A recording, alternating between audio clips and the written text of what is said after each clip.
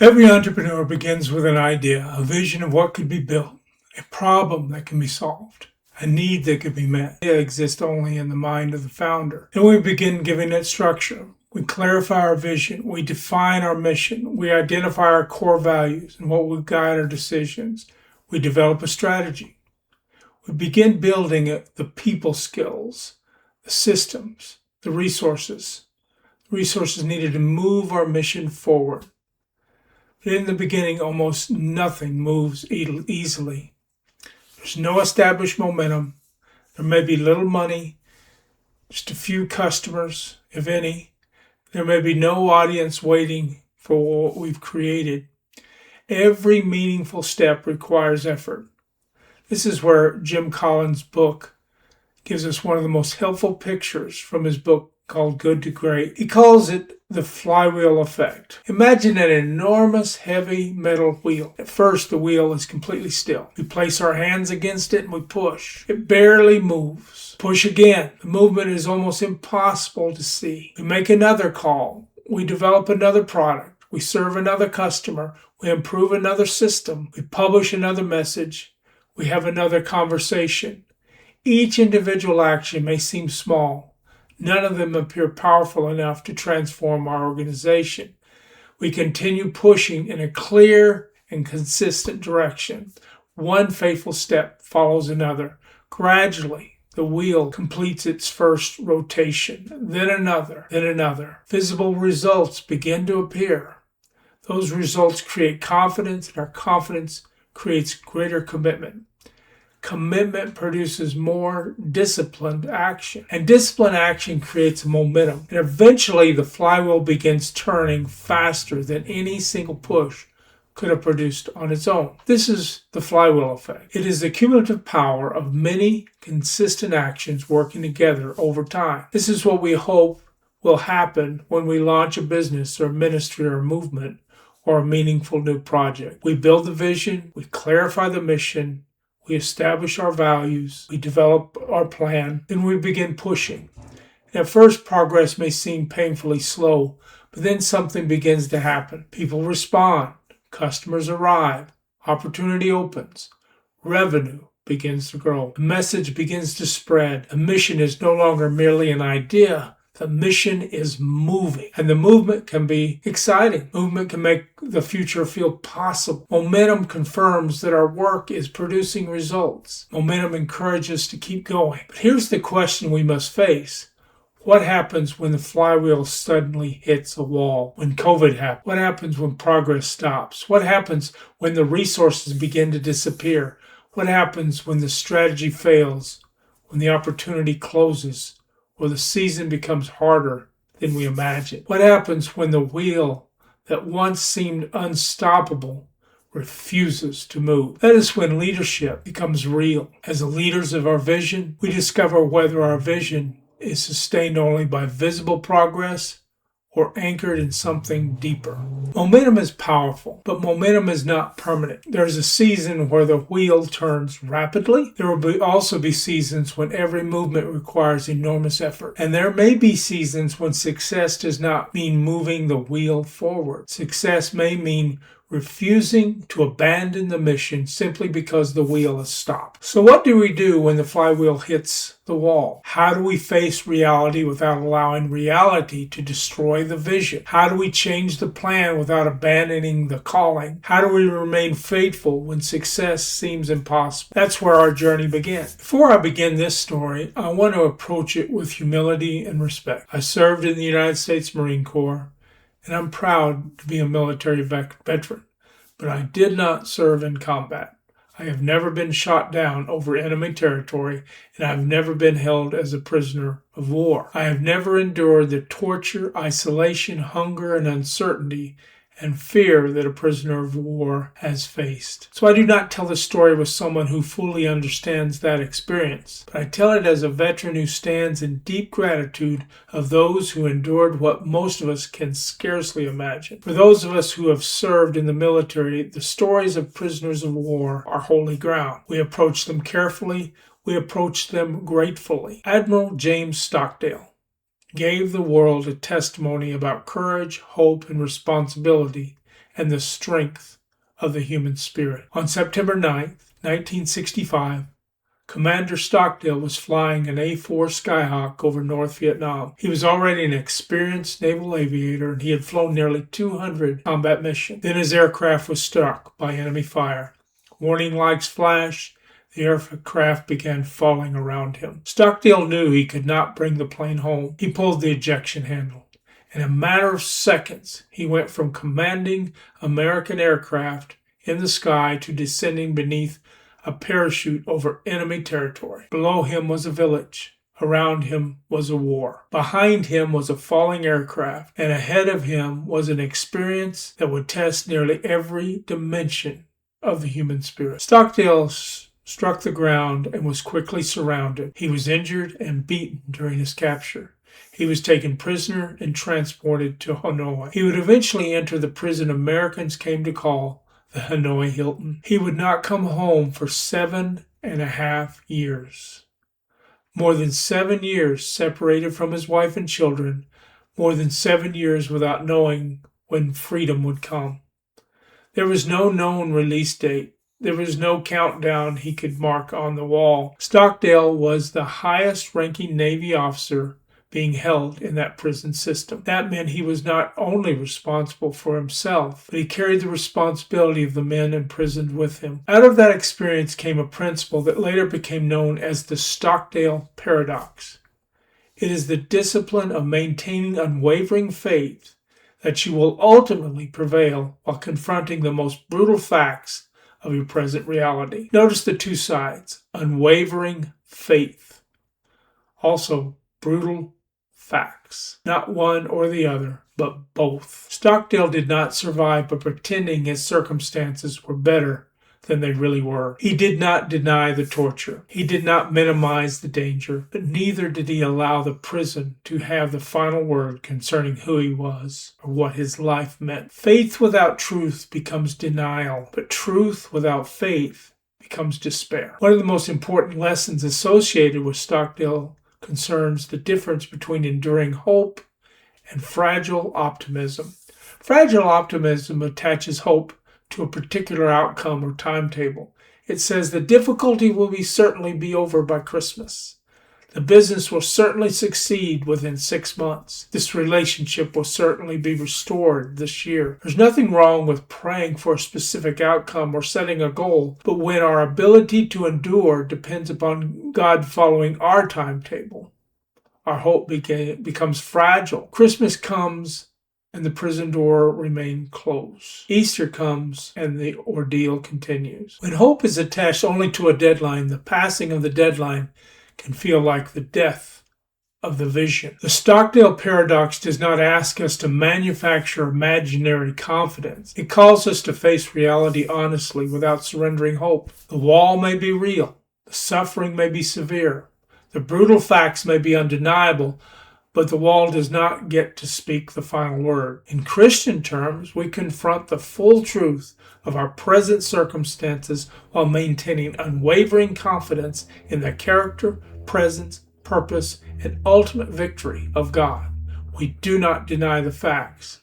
We place the facts inside a greater reality. God remains God. Christ remains present. Faithfulness still matters. The most faithful step still matters. The Apostle Paul lived this paradox centuries before Stockdale gave it a name. Paul did not deny reality. He had been beaten. He had been rejected. He had been shipwrecked. He had experienced hunger, danger, betrayal, and imprisonment. When Paul wrote the book of Philippians, his freedom was restricted and his future was uncertain. He did not know exactly what Caesar would decide of his fate. Paul did not call imprisonment freedom. He did not call hunger abundance. But those brutal facts did not become the whole truth about Paul. Prison was real, but Christ was also very real. The chains were real, but his God-given calling was real. And uncertainty was real, but the resurrection was also real. Paul said, I press on. Paul also said, I have learned to be content. And those statements do not contradict each other. Paul was content with Christ's provision, but he was not content with spiritual stagnation. Paul had released control of the outcome. but he had not released responsibility for his calling. Christian contentment does not say nothing can be done, so nothing matters.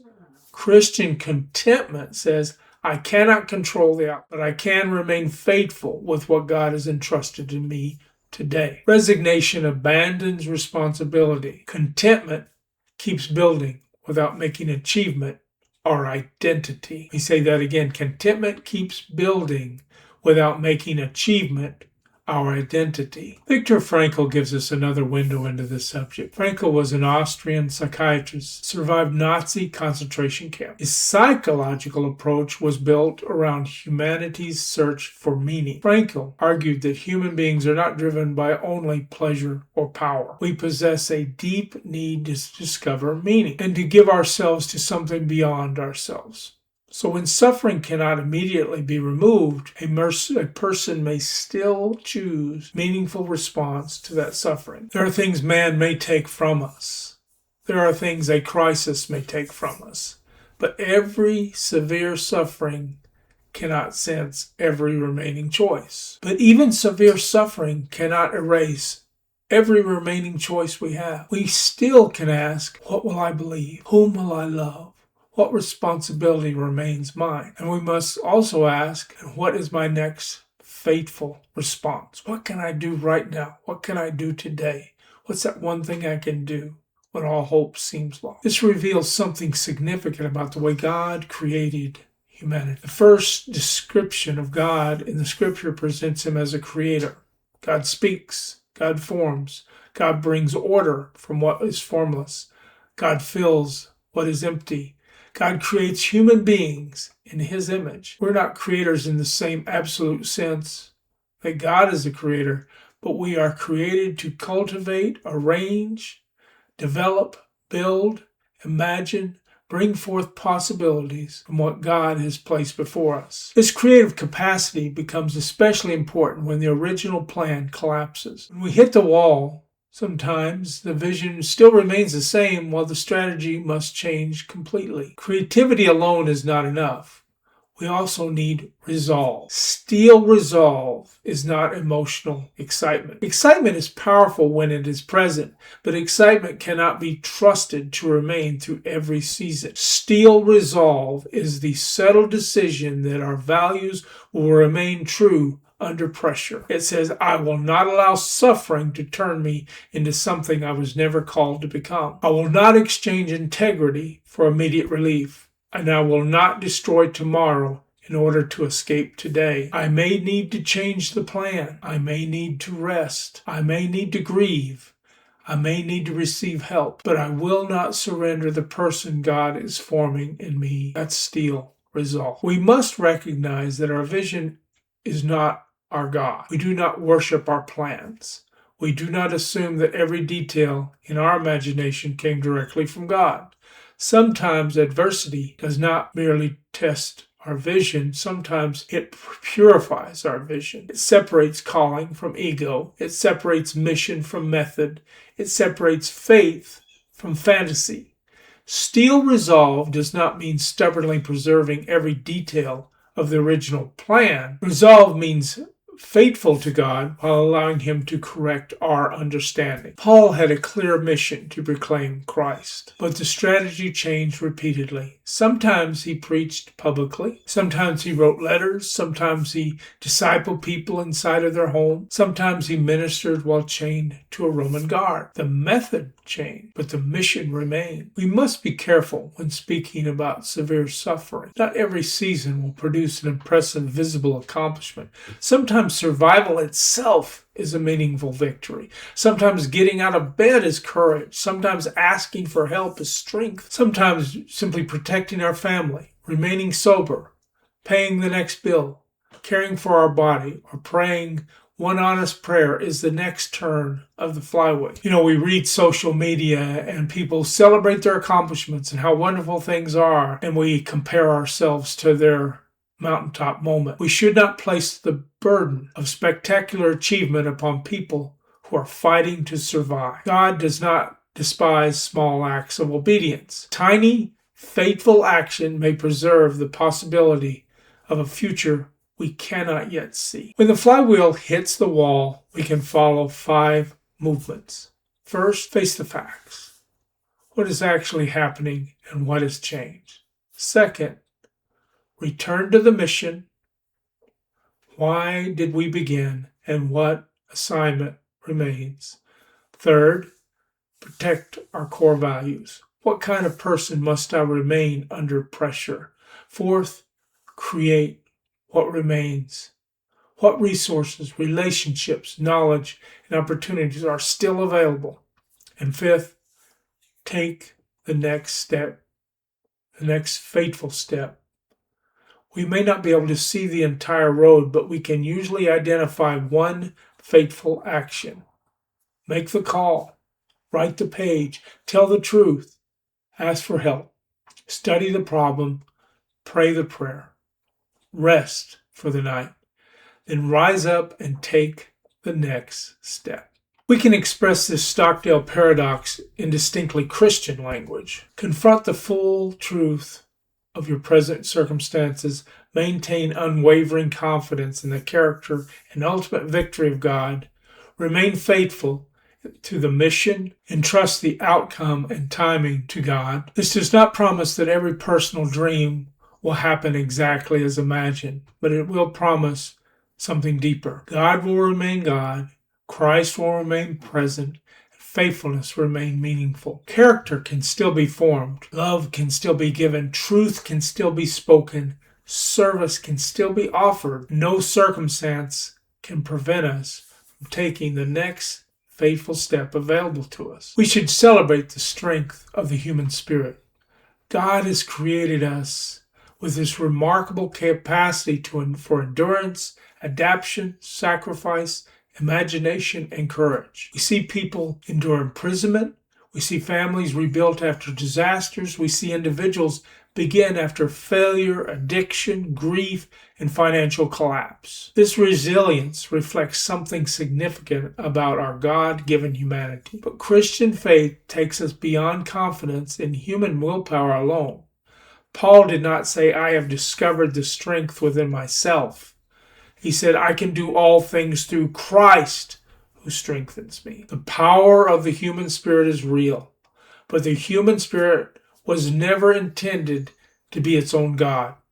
Christian resolve is not, I am sufficient in myself. Christian resolve is, Christ is sufficient, and I will continue to respond to his grace. The success map triangle becomes especially important when we hit the wall. Vision asks, what future am I still called to believe that is possible? Core values ask, who must I remain when pressure attempts to change me? Our mission asks, what faithful work remains mine today? Our strategic plan asks, what do the brutal facts require us to change? And our development plan asks, who must I become to carry the calling through the next season? The flywheel turns around our mission. Core values align each turn. Development strengthens each turn. Strategy measures and improves each turn. Vision reminds us why the turning matters. When severe adversity comes, we may not be able to move every part at once, but we can preserve alignment. We can protect the center. We can refuse to let things spiral out of control. We can prepare for the next step that we need to take. True success is not merely turning the flywheel when momentum is strong. True success is remaining faithful when the flywheel refuses to move. True success is not pretending that brutal facts are unimportant. True success is looking directly at reality without allowing reality to become our God. True success is not forcing ourselves to feel optimistic, but true success is finding our confidence in the character and presence of Jesus Christ. True success is not refusing to change the plan, and true success is refusing to abandon the mission merely because the plan must change. True success is a human spirit created by God, strengthened by Christ, anchored in meaning, and surrendered to a calling greater than comfort. That's how we hold on to the vision. We face reality honestly. We trust Christ completely. We create with what remains. We stand upon our core values. we take the next fateful step, and even when the flywheel has hit the wall, we refuse to believe that the wall has spoken the final word. The plans may fail. The route may change. The season may become harder than we expected, but Christ has not changed. The mission may still matter. The next fateful step may still be available. So do not let delay become defeat. Do not let difficulty silence the vision. Press on. Look ahead. And live your vision. What if our dream isn't just a dream, but a map? Hi, I'm Michael. I'm the founder of Success Map. I've spent 30 years in ministry with mission organizations, learning and teaching about mission, vision, core values, development plan, strategic plan, all those elements you need to be successful. Psalm 37:4 says, "Delight yourself in the Lord, and He will give you the desires of your heart." Those desires aren't just random, but they're planted by God. But passion alone won't finish your journey. We need a map. We need a vision, a clear picture of where we're going. We need to have core values. These are the guardrails that keep us on course. And we have to have a strategic plan. This is the route, the milestones, and the next steps to advance. And as we go, we need a development plan. These are the habits, training, and mentors that grow us for the road ahead. At the center of it is our mission. These are who we serve and what we do each day. And done better over time, this is the vehicle that carries us to our vision fulfillment. Surrounding it all is our purpose. That's God's why. His purpose is bigger than any one of us. And when we stay in our lane, living and developing and advancing the mission and the calling He has given us, He aligns our steps. That's how ideas become impact, and the world needs what God has planted in us. Don't let it stay hidden. Go to successmap.org and get your personal free vision statement, and let's start mapping out our future today.